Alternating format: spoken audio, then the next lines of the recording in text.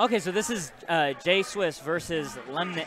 JSwiss, the Rob name. Okay, so he's actually a Midwesterner. I don't know who Lemmay is, but Diddy Kong is a good character, so. This is a really tough matchup for Rob, from what I understand. Diddy's ability to pressure this robot gets downright suffocating to deal with.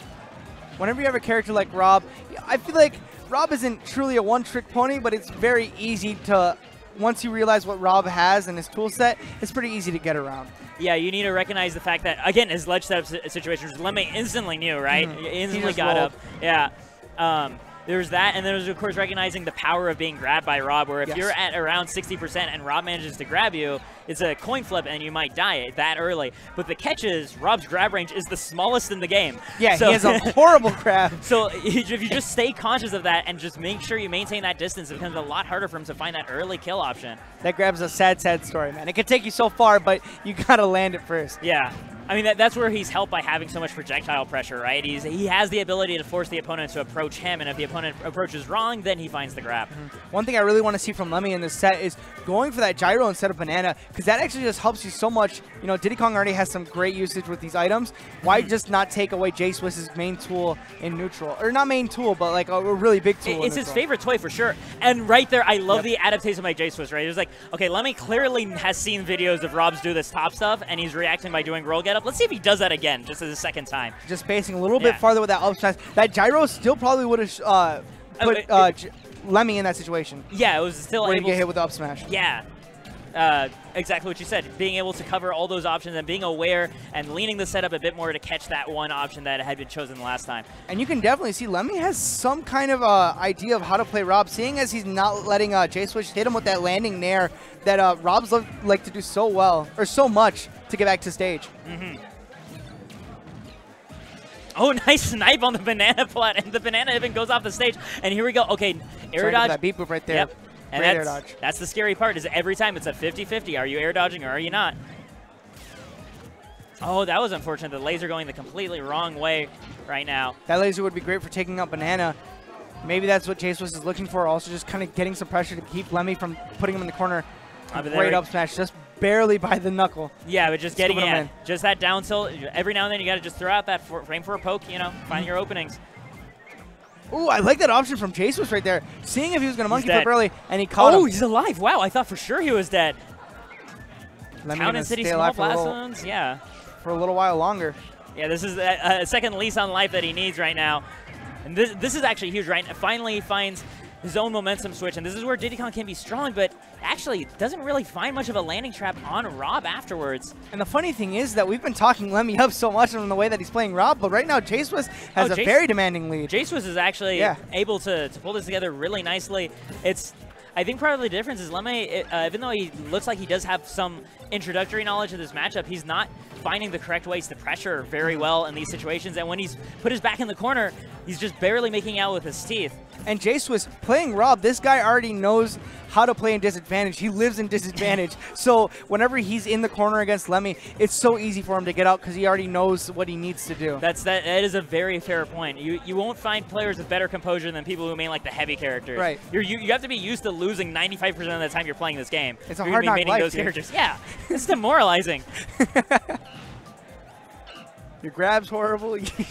You're a big hunk of plastic that's getting knocked around all the time. You were put out of production after like 3 NES games. It's a hard life, like you said. It's a hard life, dude. Rob's just trying to make do with what he has. He's an honest robot trying to make an honest day's wage. But let's see if he's finally going to get his big break right now. Oh, there we go. The up smash, though. Down tilt to up smash, and Lemmay ends up taking it because that's all that was needed at the end of the day. And you see he wanted it. Yeah. Man. You see that he held on with just his bare fingers. He was just hanging on tight and finally got that opportunity to get the down tilt to up smash, closing out the stock. Yeah, and I mean, it was what we talked about earlier, right? About Rob having terrifying setups, but they're both avoidable ones, right? The main ledge setups as well as the sort of grab ones. And Lemmay was able to navigate around those situations, and then because he was able to do that consistently and near the end, he was at 160% on Town and City, and there was still not a clean way for his stock to be taken, and then that's what gave him the space he needed to make that comeback. And I really like to see that JSwiss isn't going for those setups like super often. He's not going for beat boop every single time he gets a grab, or every single time he goes for a grab. He's not capitalizing off of that. He's not trying to. because he doesn't want to throw all of his cards out on the table. He doesn't want to make sure that Lemmay knows that. It's playing for set play, right? Recognizing I still have 2 more games. I got to make sure I spread out my tricks evenly. It looks like right now, I feel like this is a little bit better of a choice, or this benefits JSwiss a lot more than it does Diddy Kong. As you said, you know, this isn't really Diddy Kong's best stage. Not saying that it's a bad stage for Diddy Kong per se, but it definitely benefits JSwiss a little more. And right now, JSwiss doing a pretty solid job getting the zoning going together. And right there, not enough charge on the barrels by Lemmay. And, I mean, JSwiss still had the great idea there, right? He was still in the right place at the right time, recognizing the fact not enough fuel was in those barrels and just backed off. Definitely like the idea that he threw out that downer. Even though it was, like, horribly timed, it was still, like, a kind of thing that was, like, pushing Lemmay away. You even saw Lemmay try to curve that up B to get out of JSwiss's zone. Maybe that's what scared him off.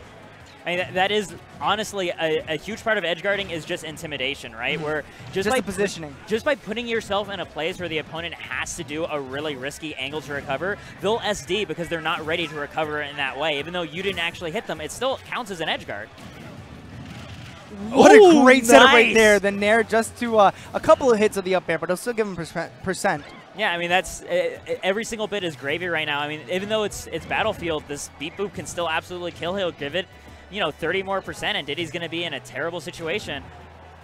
But then again, Lemmy's been very slippery, not getting grabbed very often, but he still is getting grabbed every now and then. His approaches have been a little bit linear at the moment, right? He's been jumping in with those forward airs, with monkey flips and stuff, and JSwiss has just been able to be the slightly more patient person, back off an inch, and then get the whiff punishes on these maneuvers. But something we're seeing from Lemmay that's just been great adaptation from the last game is that he's not getting caught by that gyro setup any longer. Yes. Like right after 2 times, he's like, you know what?